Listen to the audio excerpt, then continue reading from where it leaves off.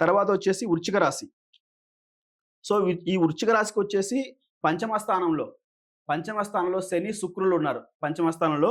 అలాగే రాస్యాధిపతి చూసుకున్నట్లయితే ఆహ్, 1, 2, 3, 4, 5, 6, 7, 8, 9 తొమ్మిదో స్థానంలో రాస్యాధిపతి ఉన్నాడు. కుజుడు తొమ్మిదో స్థానంలో ఉన్నాడు రాస్యాధిపతి.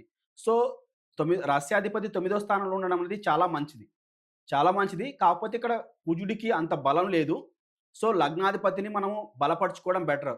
లగ్నాధిపతిని బలపరుచుకోవడం అంటే మనం కందులు తీసుకెళ్ళేసి కుజగ్రహానికి దానం చేయడం.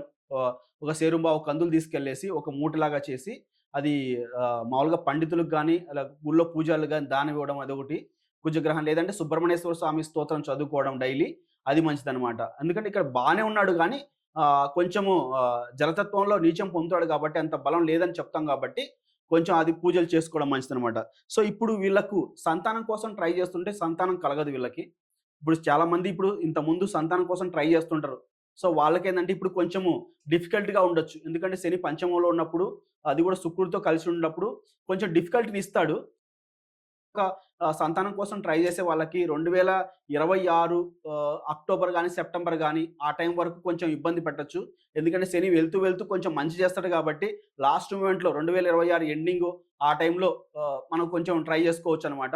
ఎందుకంటే 2027 సెప్టెంబర్ తర్వాతనో ఎప్పుడు చేంజ్ అవుతాడు శని. సో, 2026 చివరి వరకు కూడా కొంచెం ఇబ్బందులుంటాయి సంతాన పరంగా. తర్వాత వచ్చేసి 6లో రవి, బుధుడు ఉన్నారు కాబట్టి ఆరోగ్యపరంగా చాలా బావుంటది. ఇబ్బందేం లేదు. ఆరోగ్యం వీళ్ళకి వృశ్చిక రాశి వాళ్ళకి ఆరోగ్యం సూపర్. సంతానం కోసం ట్రై చేస్తున్నట్లయితే ఆగండి. సంతానం మీకు ఇప్పుడు కొంచెం కలిగే ఛాన్సెస్ లేదు. ఒక 1 ½ ఇయర్ వరకు ఆగండి. తర్వాత ఎందుకంటే గురువొచ్చేసి ఈ సంతానం కోసం ట్రై చేసేవాళ్ళు నిజంగా ఇప్పుడు ఆగండి. ఎందుకు చెప్తున్నానంటే 1 ½ ఇయర్ ఆగితే మీకే మంచిది. గురువొచ్చేసి ఇక్కడికొచ్చేస్తాడు. కర్కాటకంలోకి గురువొచ్చాడనుకోండి, గురు బలం సూపర్‌గా ఉంటది. ఎందుకంటే కర్కాటకంలో గురువు ఉచ్చని పొందుతాడు కాబట్టి అక్కడ వాళ్ళు 1 ½ ఇయర్ తర్వాత అంటే 2026 అక్టోబర్, సెప్టెంబర్ తర్వాత ట్రై చేసినట్లయితే వాళ్ళకి ఖచ్చితంగా గురుబలం ఉంటుంది పుట్టబోయే పిల్లలకి.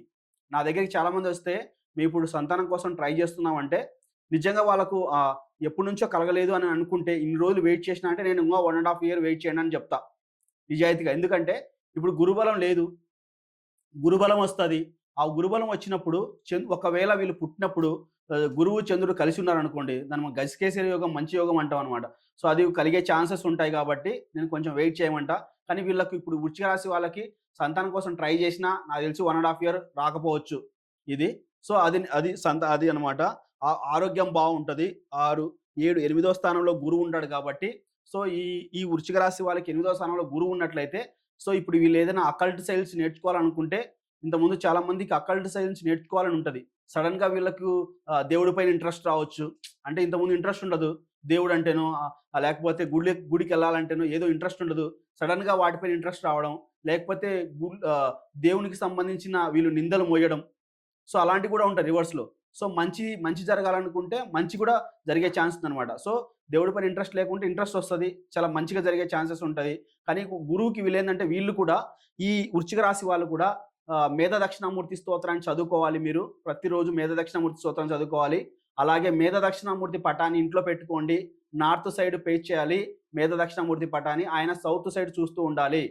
అది అలాగే మేధ దక్షిణామూర్తిని డైలీ చదువుకోవాలి. ఎందుకంటే గురువు బలం లేదు కాబట్టి, గురువు అష్టమంలో ఉన్నాడు కాబట్టి గురువుకి బాగా చూసుకోవాలి.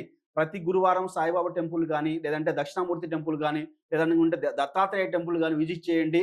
అలాగే దక్షిణామూర్తి స్తోత్రాన్ని చదువుకోండి. ఇది నేనిచ్చే రెమెడీ అనమాట వీళ్ళకి. సో, కెరియర్ పరంగా ఇక్కడ 9దో స్థానంలో ఉన్నాడు. 10వ స్థానంలో కేతు ఉన్నాడు కాబట్టి ఖచ్చితంగా వీళ్ళకు ఈ రాశి వాళ్ళకి రాసి పెట్టుకోండి మీరు జాబులు మారతారు. రేపు 15వ తేదీ నుంచి వీళ్ళు జాబ్ మారే ఛాన్సెస్ ఉన్నాయి. కెరియర్‌లో ఖచ్చితంగా చేంజెస్ ఉన్నాయి. అంటే వీళ్ళకి చూసుకున్నట్లయితే సడెన్‌గా వీళ్ళని తీసేయడం గాని, సడెన్‌గా వీళ్ళు మార్చుకొని ప్రెషర్ వచ్చిందని చెప్పేసి వేరే జాబుల్లోకెళ్ళడం గాని జరుగుతది.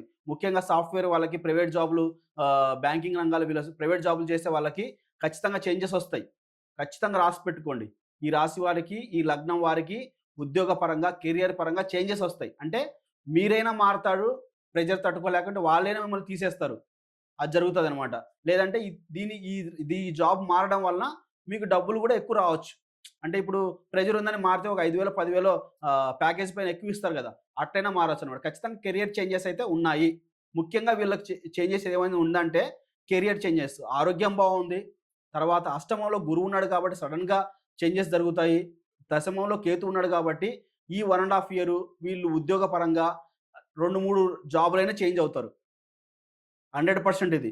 జరిగితే ఒక్క జాబ్ చేంజ్ లేదా 2 జాబ్‌లయితే గ్యారంటీ చేంజ్ అవుతారు. ఎందుకంటే కేతువు మార్పుని కోరుకుంటది. కేతువు దశమంలో ఉన్నప్పుడు ఖచ్చితంగా మార్పునిస్తది.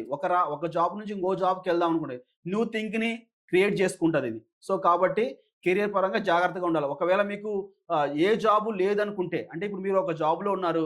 మీకింక వేరే జాబ్ లేదనుకుంటే చేంజ్ అవ్వకండి. సో, జాబ్ వచ్చినప్పుడు మాత్రమే చేంజ్ అవ్వండి. లేకపోతే జాబ్ చేంజ్ అవుతారు. మళ్ళీ జాబ్ రావడానికి ఇబ్బందులు పడతారు. చాలా ఇబ్బందులు ఫేస్ చేస్తారనమాట. ఒక జాబ్ వచ్చిందంటే ఇంకో జాబ్‌కెళ్ళండి. లేకపోతే ఎళ్ళకండి. అది నేను చెప్పేది వీళ్ళకి. సో, ఇదనమాట. సో, ఈ గురువు ఈ జాబ్ విషయంలో గూడా బాగుండాలనుకుంటే ఖచ్చితంగా మేధ దక్షిణామూర్తి స్తోత్రం వీళ్ళు ఖచ్చితంగా చదువుకోవాలి. అంతే ఇంకేం లేదు రెమెడీ.